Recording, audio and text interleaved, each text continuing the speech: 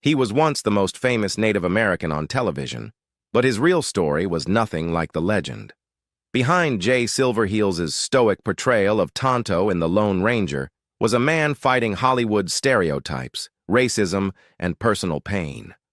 While audiences saw a loyal sidekick, Silverheels was battling to reclaim dignity for himself and his people. Decades later, the truth about his life and legacy is finally coming to light, and it's far more powerful than the show ever revealed. Among Jay Silverheels fans, very few actually know this fact. Although he became a household name through his portrayal of Tonto on The Lone Ranger, the fame that came with that role was both a blessing and a curse. On one hand, he broke barriers as one of the first Native American actors to achieve mainstream recognition on American television. On the other hand, his success came at the cost of creative freedom and personal dignity, as Hollywood at the time refused to see him as anything beyond the limited, stereotypical roles available to Native performers. Before acting, he had been a talented athlete and boxer, even earning acclaim as a lacrosse player. His physical presence and charisma helped him land small film roles in the 1930s and 1940s, often under his birth name. However, as Hollywood's fascination with Westerns grew, producers began casting him exclusively in roles that fit their narrow, often patronizing vision of Indigenous identity. When The Lone Ranger premiered in 1949, Silverheels' portrayal of Tonto brought him instant fame. He was proud to bring a Native character to television audiences, but the way that character was written reflected Hollywood's deep-rooted racism. Tonto was often treated as the loyal servant, speaking in broken English and existing primarily to assist the white hero. While Silverheels imbued the role with as much dignity as he could, he was acutely aware of its limitations. He reportedly pushed the show's writers to give Tonto more depth and intelligence, but those efforts were largely ignored. Off-screen, Silverheels struggled to find meaningful work after The Lone Ranger ended in 1957. Despite his fame, he was rarely offered substantial roles. Casting directors often told him outright that audiences would not accept a Native American in a leading part. Even when he did find work, it was typically as nameless warriors, scouts, or Indians meant to be defeated by white protagonists. The industry's systemic discrimination left him typecast and underpaid for decades. The situation was made worse by the irony that Silverheels had become so associated with Tonto that he could not escape the shadow of the role. His image was endlessly recycled for reruns, comic books, and merchandise, but he received little compensation or recognition for the cultural phenomenon he helped create. Many Native activists and scholars later argued that Silverheels' situation symbolized the painful contradiction faced by Indigenous performers, celebrated on screen as symbols, but denied real respect behind the scenes. In addition, producers often told Silverheels, sometimes bluntly, that audiences would not accept him outside the context of The Lone Ranger. Casting directors typecast him in a narrow range of characters: scouts, warriors, nameless tribesmen, or villains meant to oppose white protagonists. Despite his talent and charisma, he was rarely given speaking parts of depth or emotional nuance. As one critic later observed, Tonto followed him wherever he went. That professional stagnation became a defining struggle of his later life. The problem went deeper than personal frustration. Silverheels' experience reflected the broader reality of racial discrimination in Hollywood during the mid-20th century. Minority actors, especially Native Americans, African Americans, and Asian Americans, were routinely confined to supporting or caricatured roles that reinforced harmful stereotypes. For Silverheels, who had worked tirelessly to bring dignity to his character, this was a bitter irony. He had hoped that Tonto's popularity would open doors for Native performers. Instead, it reinforced Hollywood's comfort with a single, simplified image of Indigenous people. Still, Silverheels refused to be defeated by the system. In the 1960s, he took it upon himself to create opportunities for others, co-founding the Indian Actors Workshop in Los Angeles. The program trained native actors and advocated for more accurate portrayals in film and television. He became a mentor to younger generations, urging them to learn their craft, demand respect, and tell their own stories. His advocacy was ahead of its time, predating the native rights movement's full cultural impact by nearly a decade. Even as his career languished, Silverheels continued to appear occasionally in films and television shows, often parodying or referencing his old role. In appearances on programs like The Tonight Show and The Brady Bunch Hour, he showed a self-deprecating sense of humor, poking fun at his own typecasting while subtly criticizing the industry that had confined him. Beneath the humor, though, was a quiet sadness, a recognition that Hollywood had failed to evolve in his lifetime. Away from the bright lights of Hollywood, J. Silverheels found his greatest peace and fulfillment in the quiet rhythm of the countryside. A lifelong lover of animals and open spaces, he devoted much of his spare time to raising, breeding, and racing standard-bred horses. This passion, which dated back to his youth on the Six Nations Reserve in Ontario, reflected a different side of the man most people only knew as Tonto, a man deeply connected to the land, to hard work, and to the traditions of his Mohawk heritage. Silverheels' interest in horses was not a hobby born from fame. It was part of who he was, long before Hollywood discovered him. Growing up on the reserve, he learned to ride at a young age and became known for his athleticism, grace, and command over animals. Those skills later helped him in his acting career, particularly in the Western genre, where horseback riding was essential. But while many of his co-stars viewed riding as a job requirement, Silverheels approached it as something spiritual, a partnership between rider and horse built on mutual respect. When the Lone Ranger brought him fame and financial stability, Silverheels invested his earnings into a small horse breeding and racing operation in California. He raised and trained standard-bred horses, a breed known for its strength and stamina, often used in harness racing. He was a familiar face at local racetracks, where he blended in easily among trainers and breeders, far removed from the Hollywood spotlight. Those who met him there described him as quiet but good-natured, with a dry sense of humor that sometimes surfaced in his remarks about his television fame. One story that captured his wit came when a reporter asked if he had ever considered entering Tonto's paint horse, Scout, in a race. Silverheels laughed and replied, "Heck, I can outrun Scout." The line perfectly encapsulated his personality, humble, self-aware, and never taking the myth of Tonto too seriously. Though he respected what the character represented to many fans, he never lost sight of the fact that it was, at its core, a Hollywood creation. The real J. Silverheels lived a far more grounded and authentic life, one that revolved around family, heritage, and the steady beat of hooves on dirt. Silverheels was married twice and the proud father of 6 children.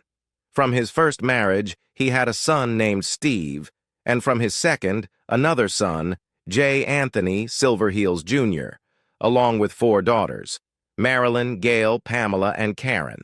His second wife, Mary DeRoma, stood by him during the most challenging years of his life, especially as his health declined in the 1970s. His family often described him as a devoted, if reserved, father, a man who taught through example rather than lectures.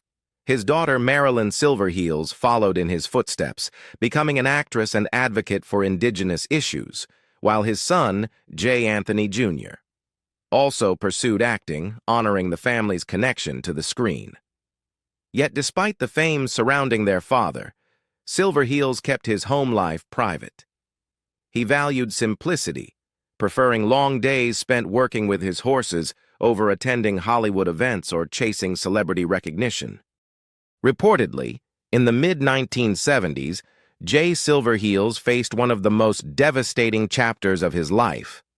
After decades of struggling against Hollywood's racism and the limitations of his fame as Tonto, his health began to deteriorate rapidly.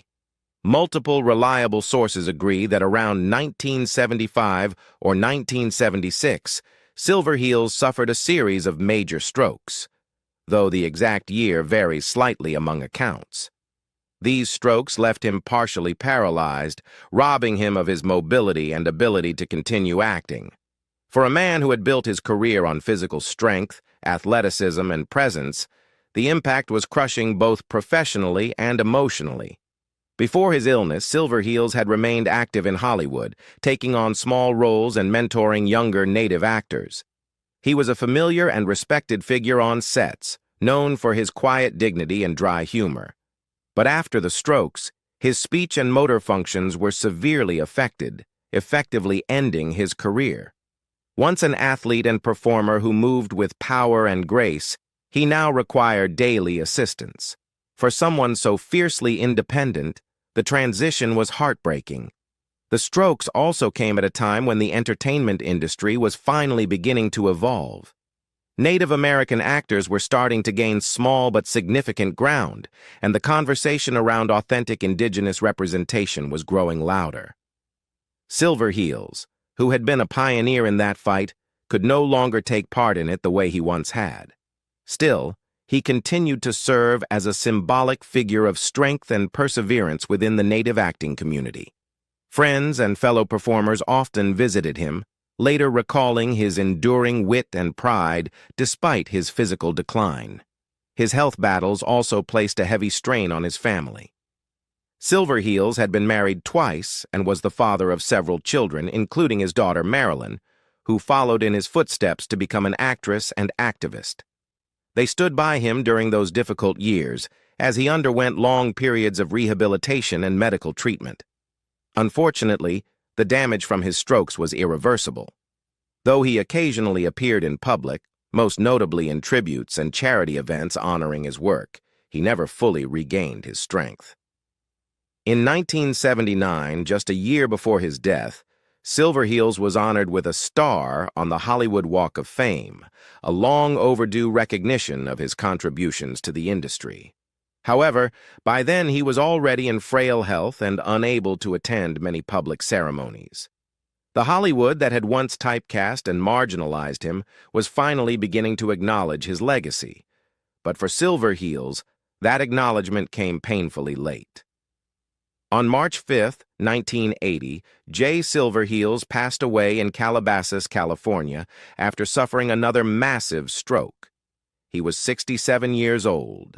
His death marked the end of a life defined by both triumph and struggle, a man who broke through barriers but bore the weight of prejudice and neglect from an industry that profited from his image while offering him little in return. In the decades since Jay Silverheels' passing, historians and researchers have often noted a subtle yet telling injustice that accompanied his legacy: the inconsistencies and inaccuracies in how his life was recorded. Unlike many of his white Hollywood contemporaries, whose biographies were meticulously documented and preserved, public records about Silverheels' early life and final years remain riddled with conflicting details. Even something as fundamental as his age at death varies across reputable obituaries and archives, a reflection of how mid-20th century journalism often treated Indigenous public figures not as full individuals, but as curiosities existing at the fringes of mainstream culture. When Silverheels died in 1980, newspapers across the United States and Canada ran obituaries celebrating his portrayal of Tonto and his role as a pioneering native actor. Yet many of these accounts contained factual discrepancies. Some listed his age as 62, others 67 or 68. Certain reports placed his birth year in 1912, while others claimed 1919 or 1920-1917. Even official records from Hollywood and government archives differ slightly on where and when he was born, some citing Six Nations of the Grand River Reserve in Ontario, others listing nearby Brantford. Though these inconsistencies may seem minor, they reflect a deeper pattern of erasure and neglect that Indigenous figures in entertainment routinely faced.